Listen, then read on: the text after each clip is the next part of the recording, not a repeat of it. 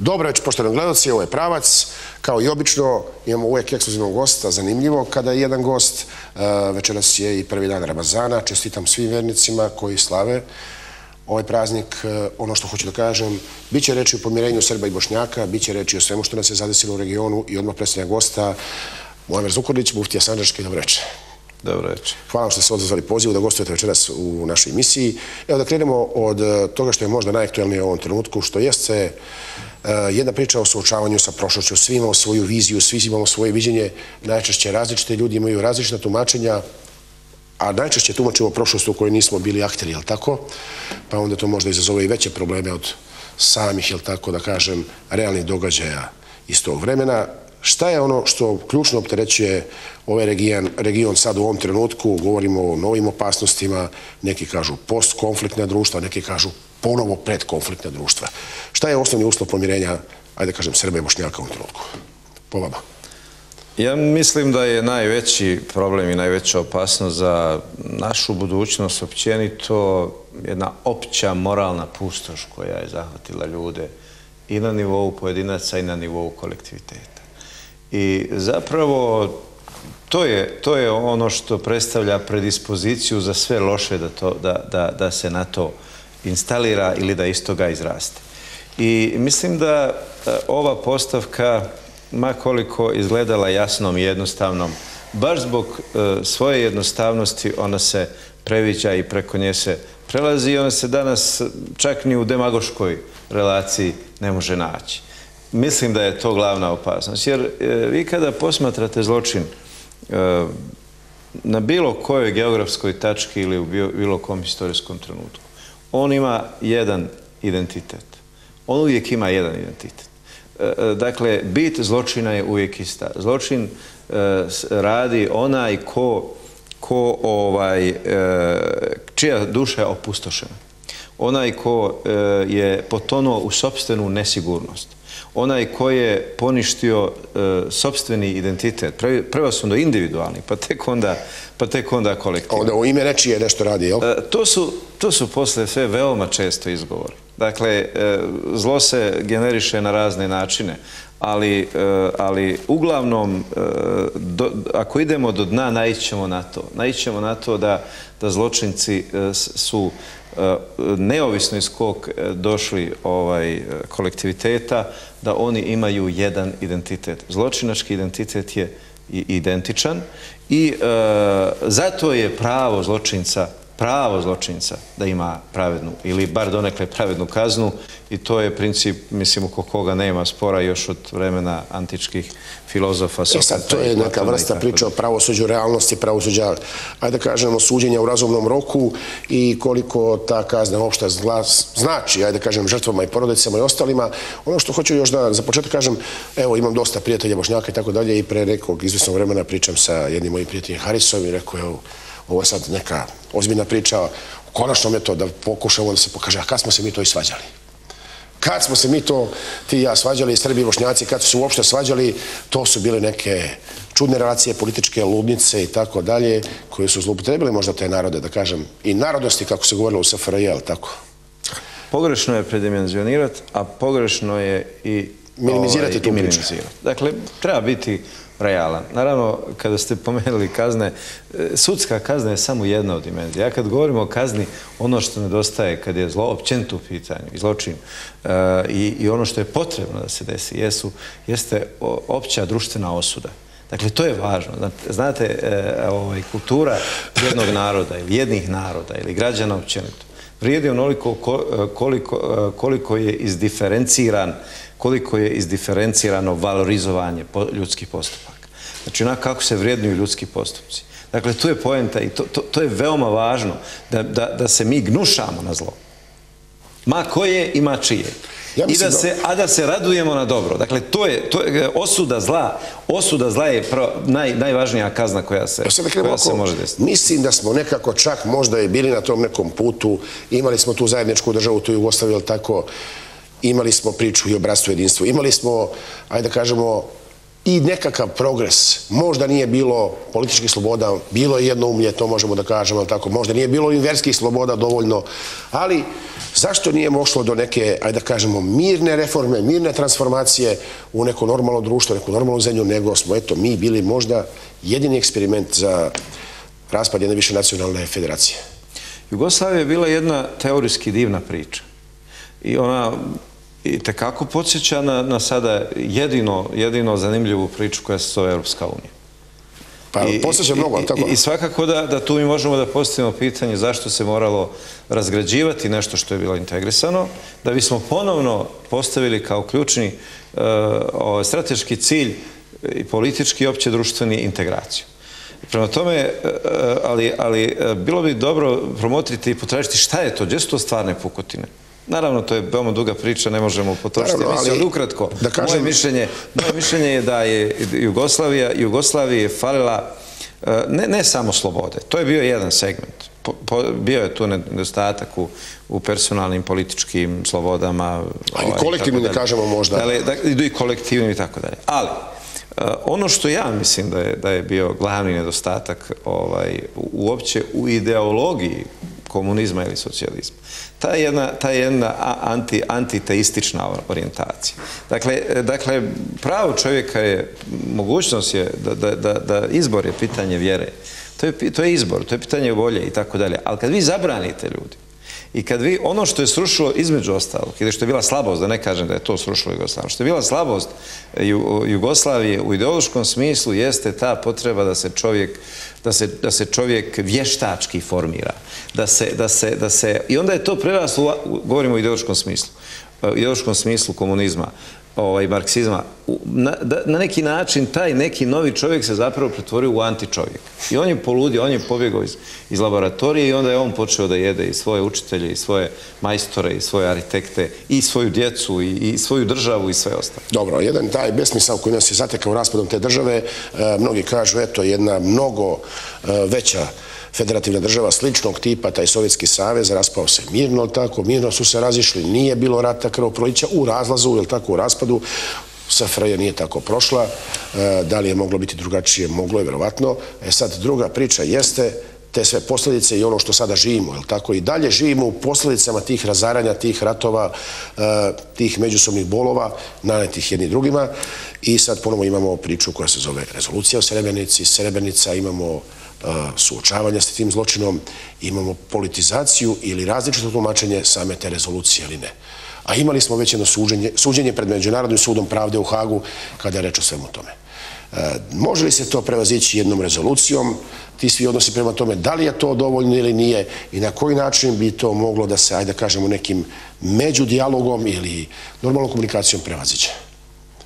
Niko ne spori strašne zločine sa bilo koje strane, ali, eto, da kažem, kvalifikacije, tumačenja, politizacije svega toga možda i štete procesu nekog, ajde kažem, mirnog međurazumevanja svega što se izdešavalo. Bez jedne opće moralno duhovne obnove ja se bojim da se to ne može prevazići, da se tu može improvizirati, krpiti privremeno, dnevno političkim raznim aktima i tako dalje.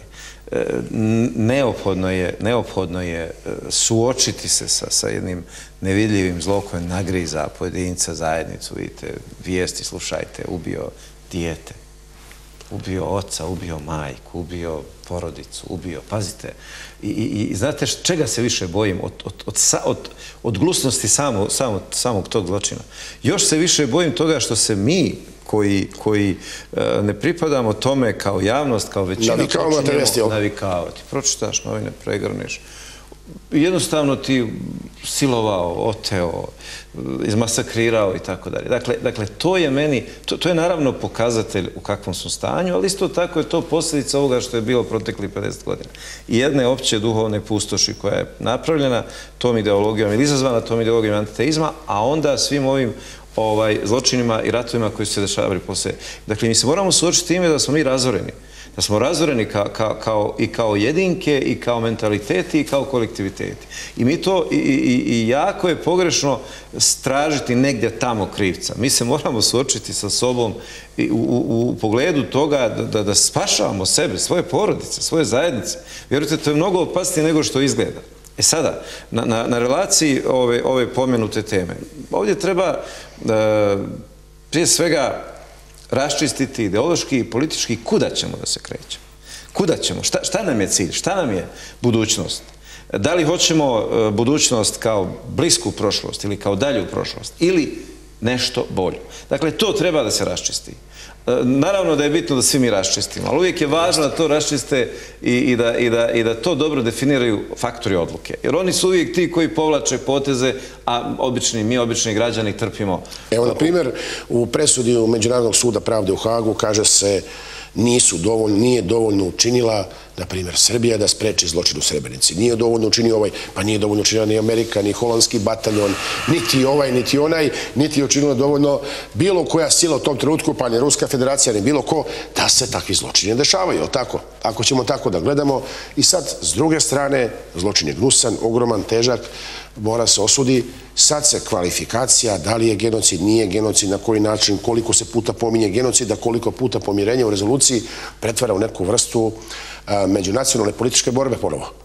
Tako mi se makar čini, a to bi možda trebalo prevazići i onda se govori o trenutku kada se predlaže, zašto se predlaže, šta su ciljevi i mistifikacije i teorije, možda zavera, a možda i ne, i do dalje. Nažalost, veoma često se stvari koje su toliko bitne do granica svetosti, pitanje genocida, zločina i pijateta prema tim žrtvama i potrebe osude zločina i tako dalje je toliko nešto što ne bi smjelo da bude dio dnevno-političkih kombinatorika, a nažalost biva. Nažalost biva.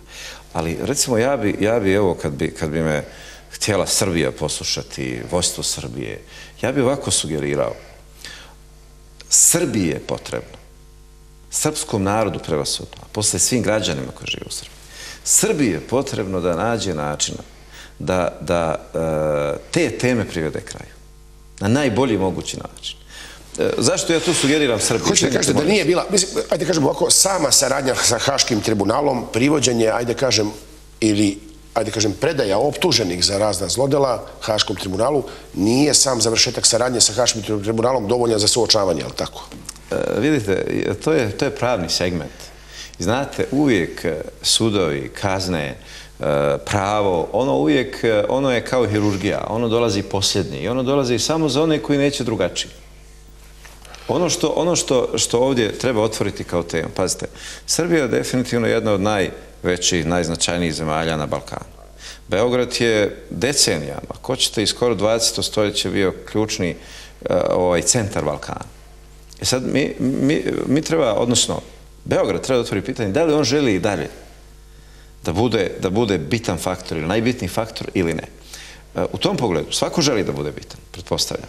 Ali je sada bitno pitanje kojim sredstvima to želite da ostvarite i da li idete pogrešnim putem. Prošla su vremena kada, pogotovo mali narodi, mogu ostvarivati uticaj oružjem i nekim drugim polugama moći. To je ostala ekskluziva samo ekstra moćnih sila. Dobro, mi možemo biti sredstva u tuđim rukama, tako? Ja bi drugo predložio. To ćeš svakako biti ukoliko ne budeš ništa. Ali ja mislim da mi imamo drugu šansu. Dakle, Srbija i svi manji narodi koji su bitni regionalni imaju šansu da ponovno budu važni faktori u ovom regionu. Ali samo ukoliko shvate da je otvorena jedna nova stranica. Sada na Balkanu uopće više neće biti bitno koliko imate tenkova, vojnika i čega god.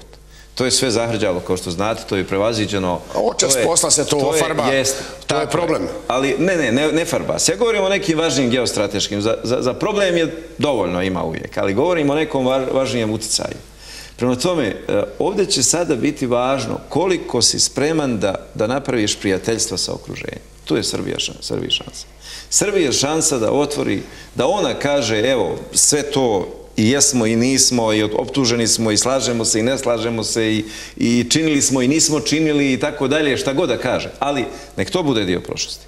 Ali da kaže za budućnost, ja ruku, ja hoću da budem, sad se govori o Srbiji kao lidera u regionu. Evo ja ću je podržati da bude lider u regionu. Ali kako? Neka bude lider pomirenja u regionu. Ja ću joj biti najveća podrška. Biće joj desna ruka, šta god hoćete. Čini mi se da sadašnji, ajde kažem, zvaničnici, evo da kažem, evo, predsjednik vlade upravo insistira na toj u tom delu priče i ono što mogu da vidim u ovom trenutku, ajde kažem, uzburkala se javnost i oko hapšenja Nasera Orića, u Sarajevu su bile demonstracije, neki ga smatraju herojem, Srbi kažu neki deo muslimanskog korpusa herojem, jedan deo, ajde kažem, srpskog nacionalnog korpusa ili većinski ili ovakav kažu on je ubio tu po Kravicama i okolo, pa eto, zašto ne bi on odgovarao, pa kažu nepravedno oslobođen pred Hagom kao i Haradinaj i sad se to gomila, ceo Galimatijas ponovo, cele te priče imamo na stolu. Sve je to ponovo na stolu, ponovo, eto, na dnevnom redu. To je zapravo... To je vrzino kolo, možda smo u jednom vrzinom kolu svi zajedno. Zato vi kao što primećete, ja i u prošlim susretima našima, ja se stalno pokušavam vratiti na nepopularne teme i pojmove vrijednosti kao što je etičko, moralno, duhovno. Ja znam da to nije atraktivno, ali znam da je veoma, i da ponovno moram da podvučem, da su upravo te teme i ti događaji samo potvrda kako se one potegnu kad kome šta treba. I one uguše ovu našu normalnu atmosferu da mi pričamo ako premijer Srbije poziva na bošnjačko-srpski ili srpsko-bošnjački dijalog. Vi znate, to je veliki iskorak.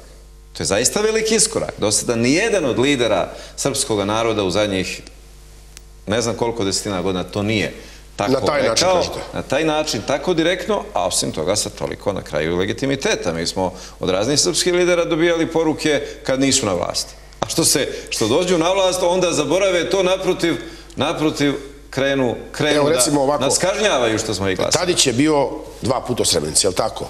Kao bivši predsjednik, sada, onda kao predsjednik, je li tako? Kakve ste poruke dobijali od njega kada je reč o toj saradnji? Znate kakve smo poruke? Prvi put je otvoreno pitanje dijaloga srpsko-bošnjačkog upravo kod predsjednika Tadića tada, to je mislim bio mart mjesec 2007. godine. Tada smo bili u zvaničnoj posjeti kod njega, Reišlema Cerić iz Sarajeva i ja.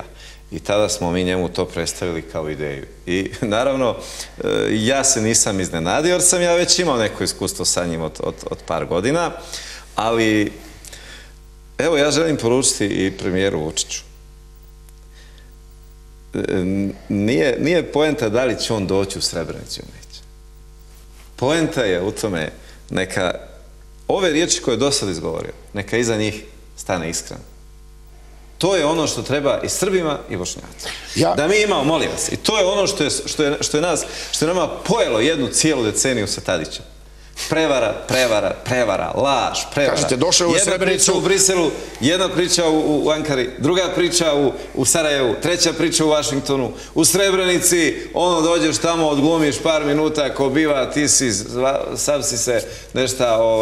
Pa ne znam, da vam kažem stvar, kada se ozbiljno izražava pijetet prema žrtvi, ne znam kako to uopšte može da se odglumi.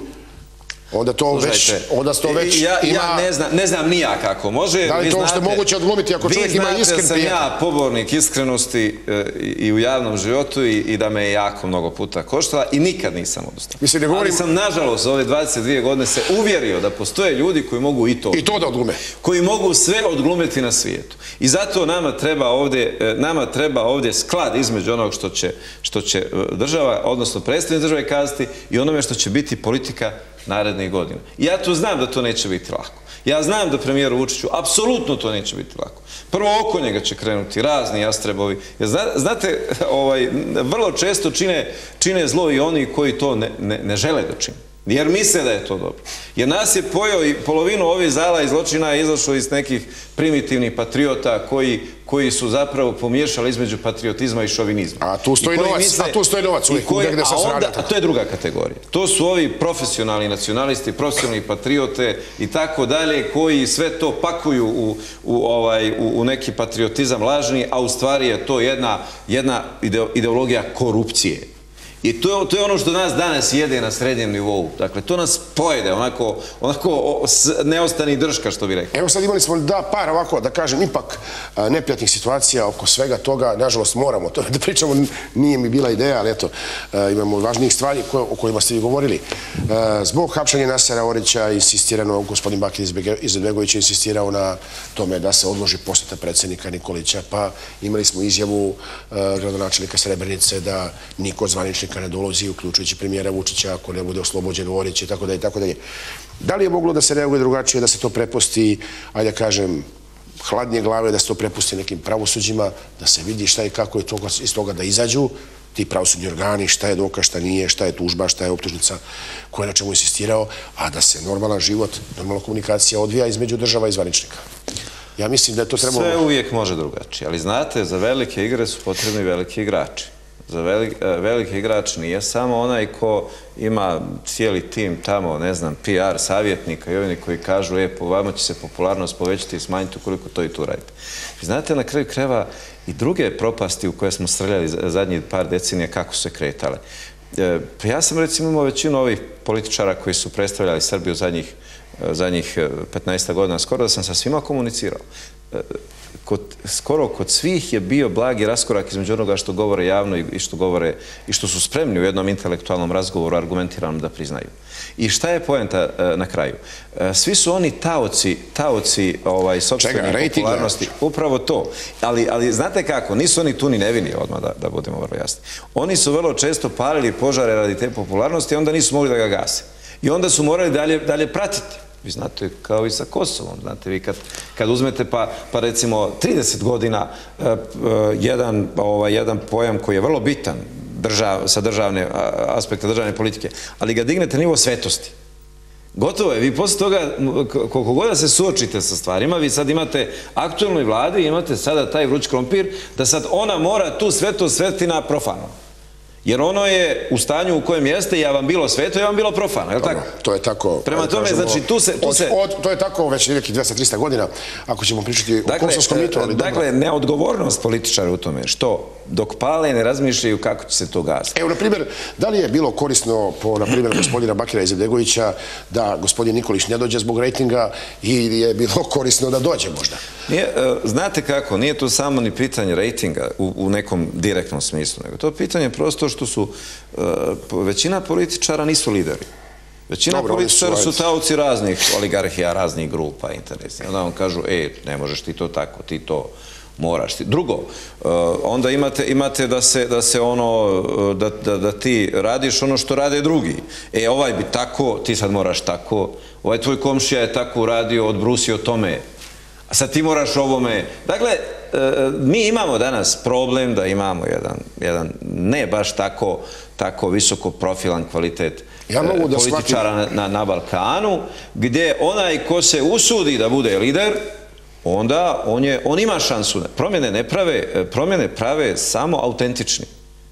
A oni moraju da rizikuju. Ono što je možda problem i što vidim, evo sad na primjer u tom događaju, ajde kažem stravičnom, uskoro 20 godina tog strašnog zločina u Srebrenici, gde eto svi osuđujemo, svi se osjećamo sa žrtvama, tako izražavamo pijetet prema tome, svako ko je normalan tako razmišlja. I kad pogledamo ipak jednu izjavu gradonačelnika Srebrenice, neka niko ne dolazi, kakve veze ima sada, da li će Naser Orić do tada biti oslobođen ili ne, ili ako neko iskreno dođe da iskaže svoj pijetet sa žrtvama, evo na primjer kao običan građanin Srbije, kao običan, jel tako, nezvaničnik, evo, ja kao Srbin mogao bih da odem da iskažem pijetet tamo, nemam nikakve veze sa tim da li je Orić uhapšen, nije uhapšen ili zašto ne bi otišao neko od zvaničnika. Ne vidim vezu sa tim, kako da vam kažem. Kao prvo, ja mislim da... Strasti mogu da razumem bol žrtava, bol porodica i sve. Kao prvo, ja prvo mogu kazati sljedeće. Znači, ja mislim da je premijer Vučić dobrodošao u Srebrenicu. Ja to čak mogu kazati u ime Bošnjaka. Nek nemam formalni legitimitet u ime svih Bošnjaka da govorim, ali etički i duhovno mogu kazati u ime svih Bošnjaka da je premijer Vučić dobrodošao u Srebrenicu. Zato što on svojim postupcima, svojim izjavama, svojim počinje da otvara srca i Bošnjaka i počinju da mu vjeruju. I sada kad govorim o Bošnjacima, čak mislim i na Bošnjake s obje strane Drine. To je moja ocjena. Vjerovatno će mnogi ustati pa reći ne slažemo se, ali gradonačelnik Srebrenice ne bi zanio. Ne bi delio Bošnjake s ove strane Drine kao što ne bi delio ni Srbe s ove strane Drine. Mislim da pripadnost naciji ove s ove strane Drine nije limitirana Drinom, jel tako, nego državnošću. Ja sam ih tako podijelio iz razloga što su ovi s ove strane Drine neka vrsta moje i formalne odgovornosti. Dobro. Ali zato sam dao sebi za pravo da progovorim nešto u ime Bošnjaka koji nisu direktno u mom muftistvu, da kažem, u nekoj... Da li je srpsko-bošnjački dijalog? Samo da se vratim na gradonačelnika Srebrenice. S druge strane, ja ljudima iz Srebrenice nikada ništa ne bi zamjerio. Evo, ja sam bio pozvan prije nekoliko godina da održim džumu, namaz, molitvu petkom u Potočarima gdje postoji mjesto za obavljanje molitve.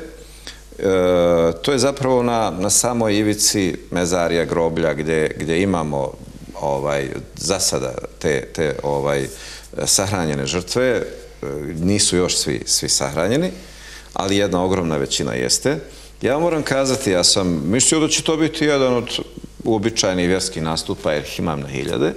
Međutim, kada sam se ispeo na mimber, dakle iz mjesta sa koga se drži ta vjerska besjeda, ja kad sam se okrenuo, vjernika je dolje bilo možda nekih 100-tinjak ili 200, ali sa sve tri strane, i frontalno, i desno, i lijevo su bili nišani, to su mali nadgrobni spomenici prema muslimanskim običajima i propisima koji stavljeni. Znači, imate jednu dolinu cijelu, bijeline tih spomenika u promjeru od nekoliko kilometara. Ja sam, kao čovjek koji je jako rijetko bio u prilici da budem zbunjen, da ne mogu govoriti i tako dalje. Dakle, prosto sam imao osjećaj kao sam na nebu. Kao da nisam na zemlji. Znači, onda sam zastao na trenutak da li ću da govorim živima ili onima koji to nisu. Zašto ovo ilustrujem? Ne volim ni puno varastiti emocijama, ali prosto ovo ilustrujem ljude u Srebrenici, uključujući i gradonačelnika, odnosno predsjednika općine Srebrenice. Treba razumijeti, tamo kad odete, imate specifičan, moralno, emotivni osjećaj i zato je to neka van svakodnevna dimenzija. Ja sam, evo, da kad smo već kod Srebrenice, ja sam izašao s jednom idejom koja je ignorisana medijski, ali ja sam ostao njoj dosljedan još prije 2 godine kada smo započeli graditi jedan kulturni centar u Srebrenici. Zapravo je to bila moja poruka da kažem, preteško je i za nas, Bošnjake, držati tu tenziju emocije isključivo u pogledu stradalih. I onda znate, zamislite kako je tim ljudima koji žive, da su oni svi u znaku tih stradalih. Ja sam rekao, i bez obzira što sam rizikovao da opet budem optužen za ovo ili za ono i za nerazumijevanje, da kažem, hajmo dati i šansu životu. Ja sam rekao, evo, kamen temeljac sam povukao i već smo došli do krova te zgrade, ja sam nosilac akcije, skupljamo nešto novca, ono što jeste... Šta hoćemo da kažem? Vrlo je bitno, molim vas, budite. A to je da damo, pored svijesti o stradanju, svijest o stradanju je neophodna, hajmo dati prednost životu. Evo ja pozivam Srbiju, pozivam čak i Banja Luku koja se ne snalazi najbolje u ovom trenutku. Hajmo krenuti u akciju drugačije. Da ne kaskamo samo za žrtvom u ovom pogledu, priznanje žrtve je minimum, to je početak, ali hajmo dati. Ja sam predložio da proglasimo Srebrenicu kao za prestolnicu savjesti čovječanstva. Rekao sam čovječanstva, nisam rekao ni srpskog naroda, ni bošnjačkog naroda. Čovječanstva, baš zato što su tu krvave ruke mnogi. Upravo ovako da kažem, gospodin Dodik, na primjer, kaže predsjednik Republike Srpske da, eto, Srebrenica treba da bude simbol stradanja i muslimana i Srba iz tog kraja. On navodi da je to taj sve srebrenički kraj i ovo ostalo gde su ljudi stradali, na primjer, nabrode oko 3000 Srba u okolini Srebrenice. I sad samu Srebrenicu kao takvu. I sad to prebrojavanje žrtava, uopšte ne želim da ulazim u tu priču, da li je tačan broj ovoga, tačan broj onoga, nije jednostavno, kako kažem, etički možda, nije jednostavno, kako da kažem, i normalno. Ne želim da učestvujem u tome, neka to rade neke komisije koje to, ajde kažem, imaju zvaničnu sertifikaciju ili su forenzičari ili šta već jesu, ne bih se time bavio lično ja, niti bilo ko mislim da treba time da se bavi, ali kažem, eto, to je jedna od tih ideja. Kako je to moguće uopšte pomiriti? Da li je svakom njegova žrtva, a daj da kažem svetija? Ako je to normalno... Bitno je šta se govori, ali isto tako bitno ko govori. I zato ja potenciram. Zato ja pozdravljam ovu retoriku i metodologiju premijera Vučića koji u sve rizike, u sopstvenom krugu, političkom, pa dalje naroda, da bude svaćen ili nesvaćen, osuđen ili prihvaćen, što pokušava da šalje poruke koje nisu kao one što su do sada bile ja o svojoj kravi, vi o svojoj kravi. Nego zapravo poruke koje bi trebale da naše srce otvore, da počnemo sticati poverenje. Prema tome, gospodin Dodik je podaleko od statusa da on može, jer ne možete vi govoriti do podne o tome da ćete razbijati Bosnu, da ćete odvojiti entitet Republiku Srpsku i tako dalje, a onda davati neke prijedloge, znate. Dakle, mislim da on nije lik koji može nešto ponuditi Bošnjacima. Ono što jeste možda još jedna od dilema, to je ruski veto na rezoluciju o Srebrenici, koji je moguć. Predsjednik Dodika je zatražio. Pitanje je da li će to zatražiti Srbija ili neće, ali tako, Rusi to su rekli, ako vi zatražite, mi ćemo staviti veto. Da li je to uopšte sada treba da bude pitanje kada je reč o dijalogu o pomirenju Srba i Bošnjaka ili ne, to je sasvim desna stvar. Da li se to politizuje, kažem, ta vrsta priče, čak i od svetskih zvaničnika i moćnika, taj naš lokalni odnos, mislim lokalni, kažem, ta naša tragedija zajednička. Ja ne mogu procjenjivati šta će raditi Rusi, ali ja mogu još jednom podvući i poručiti srpskom narodu.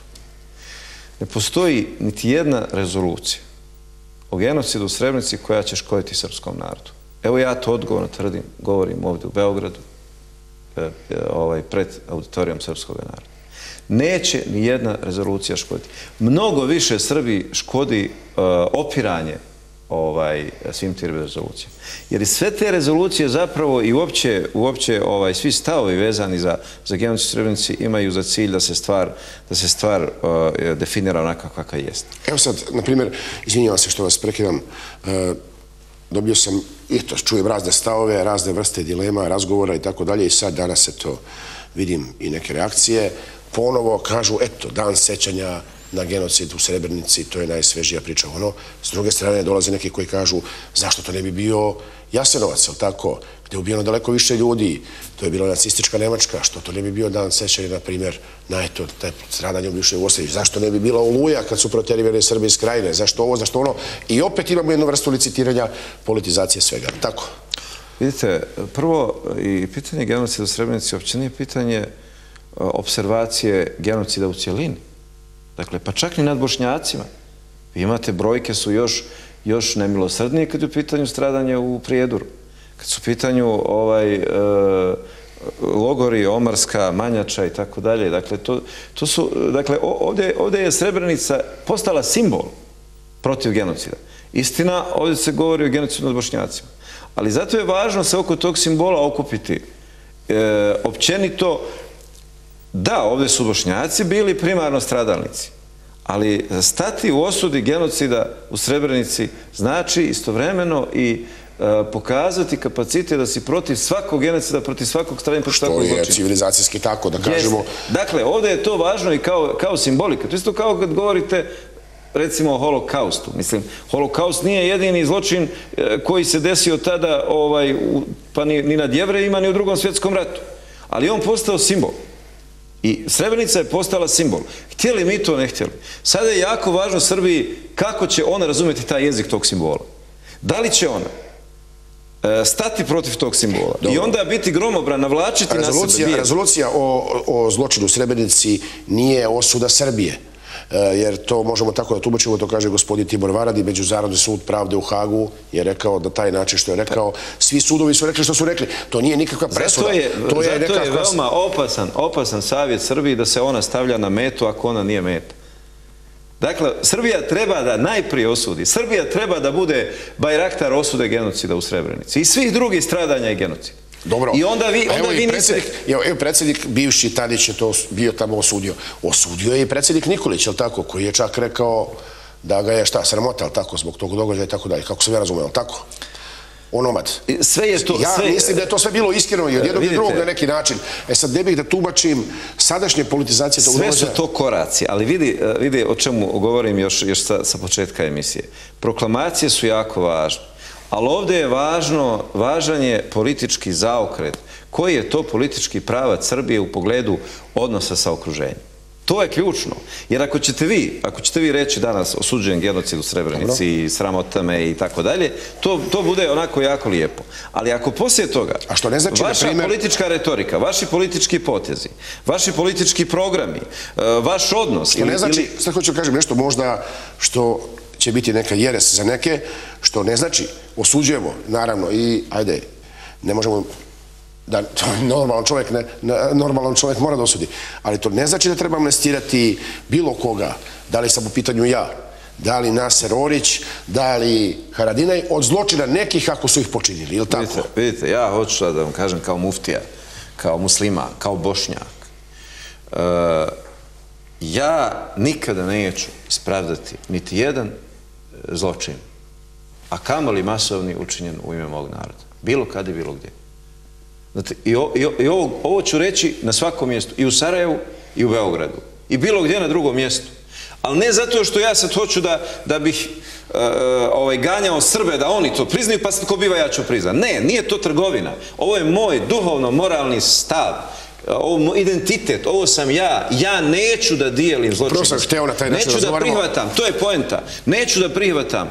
Ako se moj narod borio za opstanak dakle države, nacije, bio napadnut, ugrožen i tako dalje, znaju se pravila odbrane. Ali svi narodi ovdje imaju percepciju da su napadnuti, ugroženi, proganjani, uništavani. Evo, neki imaju percepciju, ali na kraju postoje konvencije. I na kraju postoje moralni kodeksi u tom ratu. Ali mi ovdje govorimo o zločinima. Prema tome, zločini, ja se osuđujem, ne samo osuđujem svaki zločin, ja neću da pored mene stoji bilo koji zločinac. Ja neću da moja nacija prosperira na zločinu. Kraj. Jer ja kao vjernik i kao čovjek koji drži do etike kao osnovne vrijednosti, znam da ako danas moja nacija prosperira na zločinu, bilo osvoji teritoriju, bilo osvoji nešto drugo od životnog prostora, da će to za par decenija joj se vratiti zlom. Ja to znam kao vjernik. I to će se vratiti svakome. To će se vratiti i Srbiji. Zato je distanca Srbije i srpskog naroda od genocida i od zločina njeno i pravo i njeno dobro, za njeno dobro. Evo, koleginice, dobili smo, gospodine Zukorliću, dobili smo kafu, vi sad možete u ovom trenutku slobodno unesite, sad možete popiti kafu. Da, meni je vrijeme kada se dnevni post završava, tako da ja mogu sada da se iftarim. Hvala vam što ste... Evo, to je jedan od običaja koji nismo, tako za sada, do sada, možda ni znali. Evo, hvala puno, eto. Hvala vam. Sad možete i vodu da popite, do sad nije moglo ništa, jel? Jeste, tako je. Pošto je prvi dan Ramazana, da pojasnimo. Da, naš je post takav da mi prestanemo jesti i piti u ranu zoru, to je jutros bilo u 2 sata, nešto iza 2 sata. I onda dok ne zađe sunce, mi ne možemo ništa jesti i piti, dakle to je potpuno ustezanje od rane, jela, pića, govora neprikladnog i bilo kog drugog oblika fizičkog ili A sad možemo i da se posvedimo, tako? Sada, ne, znate zašto ne možemo? Jer moj post je zapravo mene smirio. Sad će neko reći šta je sa onim muftijom koji zna nekada da bude oštar, ali uloga posta jeste da u čovjeku smanji uticaj onog životinjskog. Znači, oholost, drskost, bilo koji oblik te, da kažem, fizičke ili materijalne dominacije koje postoji u čovjeku, post mu to smiri. Evo kogod, da kažem, ne vjeruje, neka proba. To je zaista tako. Jer znate, 18 sati ste potpuno bez hrane, jela i pića i tačno onu neku divlju snagu koju čovjek ima u sebi. Tačno se ona smiri i svede se na jednu razinu i onda imate recepciju humanosti, osjećaja za ljude. Vjerujte, dakle, evo, mi u Ramazanu polazimo od sebe, ću skroz iskren. Evo, cijeli dan, evo, putovao sam od Novog Pazara, pa je to i naporno i tako dalje, ali ono što vam van posta, van Ramazana smeta, uopće vam ne smeta. Nekako ljude doživljavate, jer tek tada gladan vjeruje, obrnuto od sit gladnom ne vjeruje, a gladnom vjeruje. Dakle, gladan je taj ko će lakše da razumije sve ljudske potrebe. Dobro, hvala vam na ovom pojašnjenju, eto, i za naše gledalce i za mnogobrojne vaše vernike koji to čak i ne znaju, jer mnogi su vernici, ajde da kažem, samo iz folklora, ne kažem bilo koje pripadnosti, bilo koje religije i tako dalje, većinom nisu upoznati sa suštinom religije, suštinom posta i tako dalje. Nažalost, pa ja mislim između, pomenuli ste dijalog i razumijevanje. Jedan od razloga za da kažem, antagonizma među ljudima je njihovo nepoznavanje. I onda na osnovu nepoznavanja nastaju predrasude. Male su razlike, zato je jako važno da evo ovaj način, ova emisija i druge emisije slične su prilika da se mi upoznamo.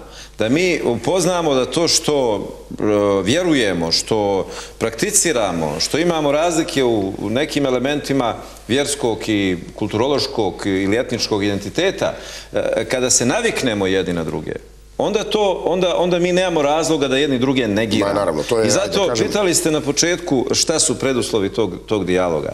Prvi preduslov dijaloga jeste upravo da mi nemamo problem jedni druge da priznamo u svojim različitostima. Jer mi do sad non stop imamo, na primjer, evo ja imam, prije polaska mene zove iz Prijepolja, jedan advokat Bošnjak ima probleme, ne znam ti, sude ga zato što traži pravo na bosanskom jeziku i tako dalje. Tumačenje, tako zove tumača. Upravo, dakle, proces... Video se da će to biti prevaziđeno, ali tako? Biće prevaziđeno, nego ja govorim sada da u provinciji tu ima mnogo manje razumijevanja. Tamo imate i razne šerife od sudija, policajaca. Ja sam skoro vraćao se iz Istanbula, prolazio kroz Prokuplje i sad nailazio sam, ja sam vozio i sad jedna kolona 200 metara, put očaja, nema nikakve linije, a voze 30 na sat, možda manje, ulazi se u Prokuplje sa strane Niša. I sad ja umoran od Istanbula pretičem i sad čudim se što tako sporo idu. Međutim, na dnu dolje vidim policijski auto, vozi 30 na sat, niko ne smije da ga pretiče. Ja prođem, oni odmah za mnom. Zaustave me i znate šta mi kažu? Znate li vi, gospodine, da nas niko ne smije da pretekne? A dobro, a oni zato voze sporo, tako?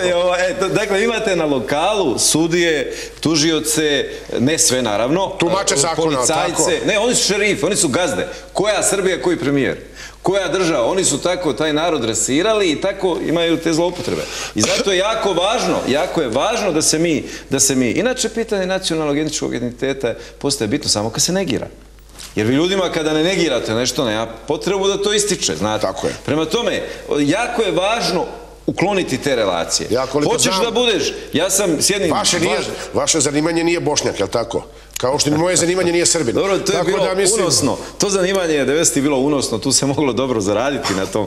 Pa imalo profesionalnih nacionalista, tako je. Dakle, jako je važno, jer polovinu ovog zla danas se dešava na tim frustracijama. Ono što hoću da vas pitam, ono što jeste, ajde da kažemo, tema koja opet ulazi u neku priču, da li smo postkonfliktno ili ponovo predkonfliktno društvo, razna dešavanja, Zvornik, Kumanovo, pominjanje ekstremnih grupa, dolazak iz islamske države, obučenost, neobučenost, mogućnost terorizma i tako dalje, razne vrste pretnji ili ne i tako dalje. Ono što saznajemo razgovora sa nekim od upućenih ljudi, da to nisu potpuno masovne pojave, da su to pojedinačne pojave, ali opet neka vrsta opasnosti stoji. Nema, treba to bude 1000 ljudi terorista sa bilo koje nacionalne, ajde kažem, provenijencije, može bude jedan pojedinac pa da napravi, jel tako, stravične stvari. To jesu pojedinačne pojave, ali ništa od toga nikad ne treba podcijeniti.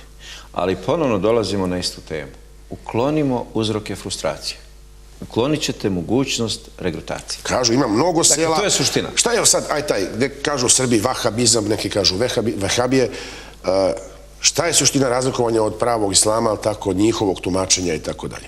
Čini se da oni žele da dokažu, vidjeli smo mnogo primjera u nekim selima u Bosni, da ne navodi Maoča i tako dalje, neka druge, kažu na Kosovu imaju centre svoje. Mnogo... To je tema za simpozijum, bojim se da nemamo mnogo vremena, ali ukratko ću vam kazati. Obični, ja da kažem, vernici, muslimani i bošnjaci kažu da dolaze razne vrste pretnji od njih njima, kao da ne su dovoljno dobri ili ne znam šta.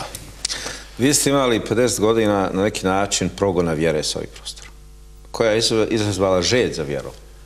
I kada posle toga vam dozvole vjeru, neograničeno, onda vi pijete šta vam do ruke dođe. Dobro, i kod nas postoje ziloti, ja tako da kažem, ali... Dakle, postoje, možemo analogije razne da tražimo, ali ovo je poenta. Dakle, i ovdje bih ja razdvojio pitanje različite percepcije poimanja islama u obredoslovlju i nekim drugim tačkama i od onoga što se zove nasilje. Dakle, to su dvije. Do rata na prostoru bivše Jugoslavije te percepcije, ajde kažem, vahabizma nije bilo. Ne, nije bilo ničega. Bilo je samo ostataka od osmanskog perioda, jednog, da kažem, uslovno tradicionalnog poimanja islama, koji je onako bio u jednom iščezavanju pod naletom tog antiteizma organiziranog, koji se svodio neke folklorne i tako neke manje značajne relacije. I naravno da je to izazvalo tu želj za vjeru. Poslije toga imamo dva razloga nekog haotičnog vraćanja vjere. Jedan je to što je naglo dopušteno nešto što je bilo zabranjeno. Drugi je to što smo imali ratove i nasilje i zločine i sve to i onda vi imate tu mogućnost da jednostavno na frustracijama svog tog ratnog nasilja onda se gubi neka orijentacija i dešava se svašta. Dešava se neka vrsta, ajde kažemo, ne znam da li to da nazovemo, ajde kažemo, ekstremizmom ili nametanjem neke... Ali treća stvar, vi shvatite, znači Balkan će do sudnjega dana biti interesantna tačka. Za sve sile svijeta, za sve snage svijeta. Dobro, da li vi smatrate da je, na primjer, videli smo, evo, predsjednik vlade Vučić kaže, čudne stvari se dešavaju, hapšenje Orića, hapšenje Haradinaja i rezolucije, i ovo, i sve u jednom trenutku, i sad imamo, jel tako, dosta, ajde da kažemo, tešku situaciju napetu, jel tako, na prostoru Bosne, među Srbima i Bošnjacima, ne među njima kao narodima i ljudima, nego prosto među tim političkim tumačima svega toga i elitama, što se preliva na običan svet, jel tako, i imamo tu problem opet sa Kosovom, pregovori treba da počnu, jel tako, u Briselu, novi ili već teku neka vrsta pregovora. Da li su to neke vrste pritisaka? Sad, teorije zavere kažu, što su baš sad hapsili, što ih nisu hapsili ranije? Milion puta su i Orić i Haradinaj prolazili s tim pasošima svuda, jel tako, o čemu se sad tu radi i tako dalje. To su sve varnice. Ali je sad pitanje da li ćete varnice ili tu malu vatru gasiti vodom ili benzinom. Dobro. Dakle, to je sada ključno. Pametno rečeno. Ponovno sugeriram Srbiji. Da, prepustimo to pravosudnim organima da vidimo šta je. Ali ne, ovdje je pitanje kako Srbija reagira na sve to. Ovdje je ključno, jer vidite, nikada visoko, ona suština, srž politike se nikada ne objavljuje javno i nikada nisu stvarni politički i najvažniji politički potezi ono za što svi znaju. Dakle, to da budemo vrlo jasni. Prema tome, to se sve treba promatrati i to mogu biti neke zamke, mogu biti, ako u atletici, u trci atletskoj imamo zeca, što ne bi imali u politici. Prema tome, dakle, to pametna vlast to vaga i pametna vlast se ne zaliječe. I zato vlada Srbije ne bi smjela da podlegne ovim huškačima koji drže kante benzina i kažu hajmo polijemo mi ovo da sve potopimo. Dakle, zato to ima težinu samo dok se dešava. Iako ja iskreno da kažem, rizikujući opet da kažem nešto što se ne govori na televiziji, ta neka hapšenja pa puštanja pa hapšenja, meni to sve malo čudno, odmah da vam kažem. Sa raznih strana, možda nisam adresa koja bi dao odgovor u vezi toga, iako imam svoje mišljenje. Ali meni to sve jako čudno. Ali, evo, mi ne možemo kontrolirati poteze drugih. Ali mi jedino odgovaramo i kontroliramo naše poteze. I zato, ja mislim... Ja mislim da ne bi trebalo da bude problem da te optužnice budu javne, da se javno iznesu, da se, eto, pravosuđa ovih zemalja, tako čelni ljudi sastanu, razmene te podatke i sude ljudima po tim optužnicama i doviđenje prijatelja. To je potpuno okej, ali ovdje vidi, oni kažu da se oni hapse na poternica Interpola koji su došli iz Srbije. To je tačno. Prema tome, znači, sad to se sve vraća Srbiji. Zato Srbija treba da prosto napravi te iskorake, upravo u smjeru koji pravi premijer Vučić. Ako su optužnice relevantne, neka se ispita, neka se sudi, neka se svedoči i ne znam šta.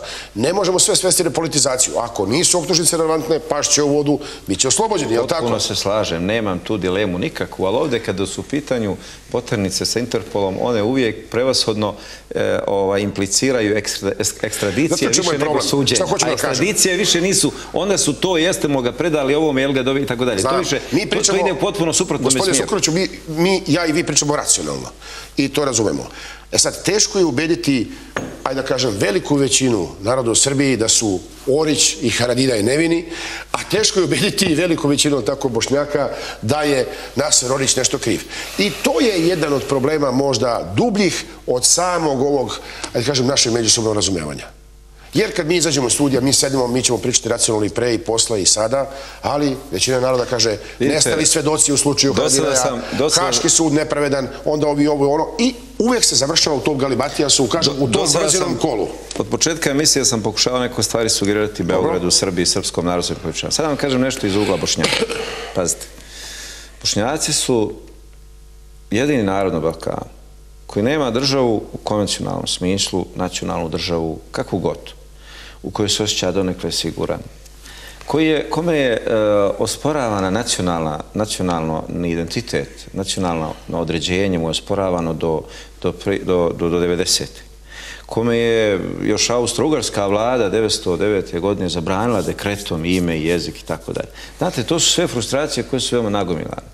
I ono što danas je kod Bošnjaka ključno... Dobro, u Jugoslaviji je muslimanska nacionalnost priznata, ali tako? Ne, to je jedna podvala velika, ne može biti muslimanska nacionalnost. To je isto kao da kažete kršćanska nacionalnost ili pravoslavna nacionalnost ili katolička. Dobro, da vas pitamo sve. To je katastrofalna podvala muslimanima, odnosno Bošnjacima kao muslimanima. Da li Bošnjak mora biti musliman?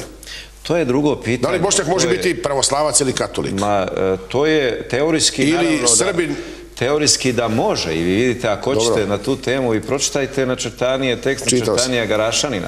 On govori o Bošnjacima muhamedanske vjere, Bošnjacima pravoslavne vjere i Bošnjacima katoličke vjere. Dakle, to Garašanin kao najveći nacionalist... Kao što su neki govorili o Srbima, muhamedancima, katolicima i pravoslavcima. Tako je, i postoji ta teorija i to, ali to nije ključno pitanje. Pitanje izbora. Ja sad ovdje govorim o tome, ja vam sad pokušam da razumijete Bošnjake. Znači, sada savjetovo nešto Beograd sad, da bi se odnosili prema Bošnjacima, pošto imamo ponudu dijaloga, ja sada pokušavam da pomognem i premijeru i svima i javnosti Srbije, šta je to, jer 2001. godine, kad sam ja prvi put razgovarao sa jednim premijerom Republike Srbije. Pokojni predsjednik vlade Zoran Đinđić. Tako je. Mi smo bili dva potpuno različita lika na različitim stranama, u različitim ideologijama. Dobro, razumevanje je bilo, on je dao podršku osnivanju univerziteta, ali tako... On je bravo. On je mene pitao šta vama treba da biste vi prihvatili Srbiju kao svoju zemlju i domovinu i državu. Ja sam nabrojio nekoliko stvari. On je kazao šta je najvažnije. Ja sam rekao univerzitet. I na osnovu tog dijaloga se desio univerzitet, koji je bio najprogresivniji projekat koji se mogao desiti u Sandžaku, koga je on podržao potpuno otvoreno i mi smo ga tada nazvali internacionalni univerzitet, iako su se tada čudili zašto muftija pravi internacionalni univerzitet, valjda bi trebalo pravi islamski ili nacionalni, ili sandžački, ili bošnjački, ili ne, obzirom da se muftija doživlja uvijek kao neko s desna, jel? Prema tome, ali ne, zapravo je to bio moj odgovor na njegov dijalog, na njegovu ponuđenu ruku. Sad ću ja da pravim internacionalni univerzitet, čiji je predsjednik muftija, ali univerzitet na kome studiraju i Bošnjaci, i Srbi, i Crnogorci, i svi građani. Je li to tako sada? To je tako i sada. To je i sada. Pa šta je onda suština bila?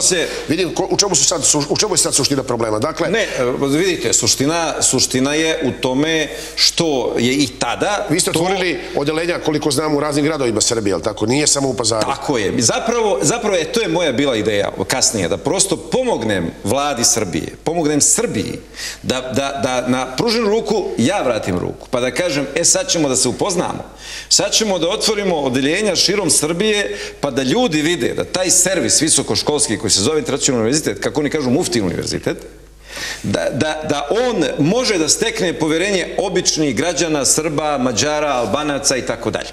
I mi smo u tome uspjeli. Naravno, šta je problem? Problem je što vi tada ste imali Zorana Đinđića koji to razumije, danas imate Aleksandra Vučića koji to razumije.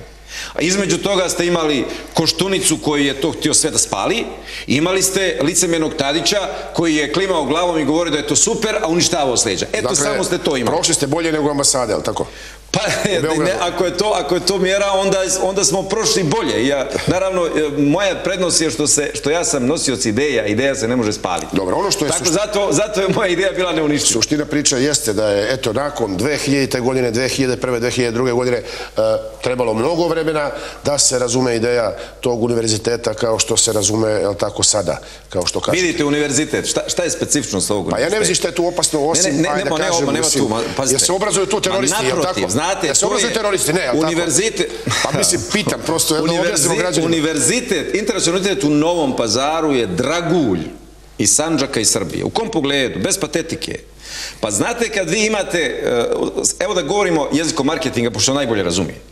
Jezikom marketinga, ako Srbija ta koju sa svih strana optužuju za sve i svašta, koja ima problem da se odbrani od ovog, od onog, da mijenja imidž i tako dalje, da ona ima kapaciteta da u punom smislu upotrijebi i pokaže to kao svoj brend. Evo imamo univerzitet u Novom Pazaru na čelu sa muftijom koji je multikonfesionalni, multietnički, na kome se studira od umjetnosti. Pa znate kad sam ja osnovao na tom univerzitetu glumu, mene su htjeli moji da rastrgnu. Što? Muftija, gluma je bogohulna stvar, tu se tamo ko biva radi svašta i jesu malo ti glumci rizični, bez beli moram priznat. Još u starom Rimu, tako bio neki zakon. Ali pazite, znači to je prvi studij glume koji se ikad desio. Regionalno pozorište sada s kojim se ponose i Rasim Ljajić i Meho Mahmutović i gradska uprava u Novom Pazaru, jedine glumce koji ima su glumci koji završili na tom, kako oni kažu, muftinom univerzitetu. Prema tome, znači to je bio naš doprinos. Dobro, vi ne smatrate to svojim univerzitetom, nego smatrate to tako... Ne, on je naprotiv, to je još jedna specifičnost. Ne, on je fondacija, on je vakuf, on je zadužbina. On nije privatni univerzitet. I to je još jedna njegova specifičnost. Znači, mi ne možemo ni da ga otuđimo, ni da iz njega izvlačimo profit za bilo koga, osim za svrhu samoga univerziteta. I ja sam zaista ponosan. Evo da vam ispričam kad sam 2000 i neke godine prvi puta, kad smo otvorili odeljenje u Nišu, i meni kažu moji prijatelji, pa ko će kod vas upisati u Nišu, nema ni jedan musliman, da ko će kod vas pored toliko univerziteta upisati. Ja kažem, idem ja promovirati u Nišu. I zakažem konferenciju za štampu, dođe sve što ima od medijskih radnika.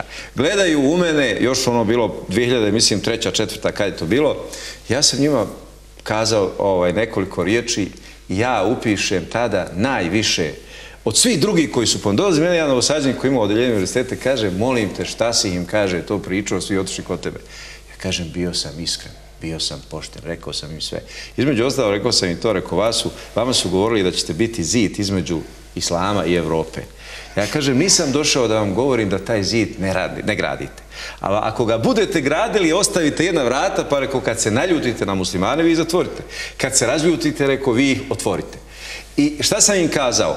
Diplomom internacionalnog univerziteta student dobija znanja koja su potrebna, vještine, ono osnovno što dobija na svakom dobrom univerzitetu. Ali šta još ovdje dobija?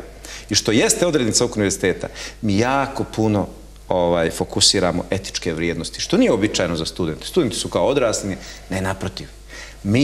Mi gajimo duh etičkih vrijednosti i to vrlo ozbiljno na univerzitetu. I druga stvar, naša univerzitetska porodica je šta? Šta dobija student kad završi internacionalni univerzitet u Novom Pazaru?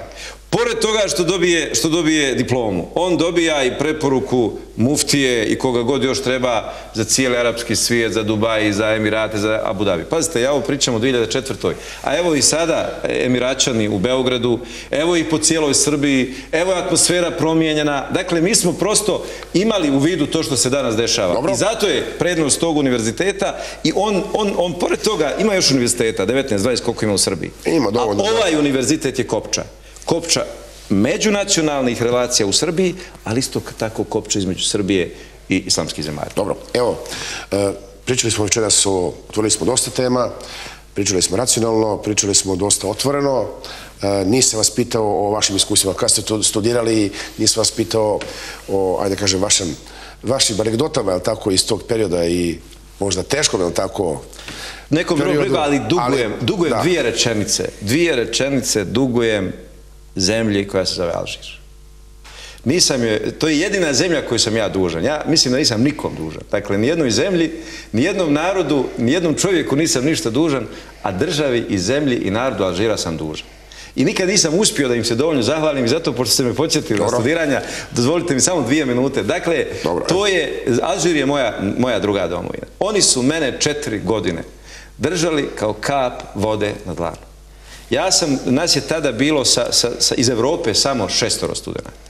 na univerzitetu Konstantinu u Alžiru, dakle koji ima 7000 studenta i zaista ne samo kao univerzitet, ne samo kao, nego to je tako jedan divan narod. Mi smo recimo tamo kada bi boravili u Ramazanu, isto smo boravili, pa bi postili i sad ceremonija iftara i tako dalje, znate, nemate porodični ambijent, studenti ste, oni bi nas čekali, dolazili bi porodice, nepoznate za nas, pred kapiju univerziteta, prepirali se ko da nas odvede svojoj kući, da nas ugosti na objedu iftara i tako dalje. To nikad neću zaboraviti i zato zaslužuje Alžir, zaslužuje alžirski narod, ne znam ko će oni ovo čuti, ali bez obzira, dakle, osjećam i duhovnu i etičku potrebu, a naravno, moj boravak u Alžiru od 89.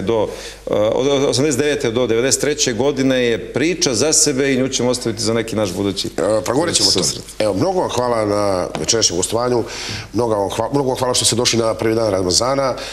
Još jednom čestitam svima Ramazan koji slave. I ja, pošto nisam imao sa ove televizije iz ovog programa, želim da prije svega pripadnicima Islama ovdje u Srbiji, u Sandžaku posebno, jer sam muftija sandžački, ali isto tako i svim građanima, svim dobrim ljudima koji razumiju poruke čistoga duha, poruke zdrave etike. Želim Mubarek olsun Ramazan, sretan Ramazan, uspješan u pokornosti stvoritelju i u punom duhovnom, moralnom pročišćenju do potpunoga Božjega zadovoljstva u dobročinstvu prema svim ljudima. Mnogo hvala. Evo, srpsko-bošnjački dijalog će se nastaviti, jel tako, ili bošnjačko-srpski, i mislim da nećemo imati tako velike prepreke koje su nam do sada stale na putu, da ćemo naći, jel tako, razuman, jel tako, izlaz i duh pomirenja među nama.